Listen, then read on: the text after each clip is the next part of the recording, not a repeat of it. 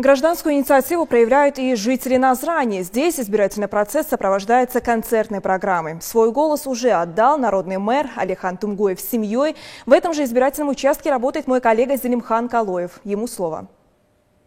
До старта голосования остается всего несколько минут, но здесь уже первым сделать свой решающий выбор на участок пришел Магомед Машхоев, пожалуй, один из старейших жителей города. Очень ответственно подошел к этому празднику.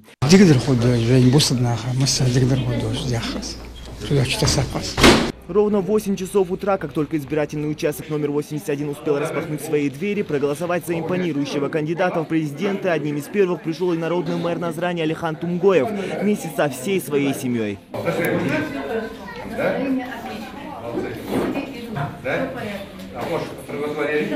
Вместе с мэром посмотреть, как проходят первые выборы своей жизни, пришел и племянник Алихана, который своим выступлением, озорным танцем поднял настроение всем присутствующим. Смех, веселье, чувство праздника царит на этом участке с раннего утра. Градоначальник на личном примере показывает всем жителям, как важно прийти на эти выборы, проявить чувство патриотизма и выполнить свой гражданский долг.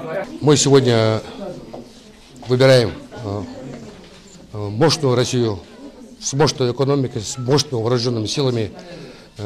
Я за это проголосовал, за будущее нашей республики, за будущее наших детей. Среди первоголосующих 18-летний Накир Тумгоев. Это его первый и самый ответственный шаг для молодого человека. День, когда решится будущее всей страны. Я думаю, мой голос очень важен, и я думаю, что он будет решающим. Голосование завершится ровно в 20:00 по московскому времени. А пока у жителей Назрани есть прекрасная возможность стать частью грандиозного события. Зелимхан Калоев, Хаваш Гойгов, Новости 24.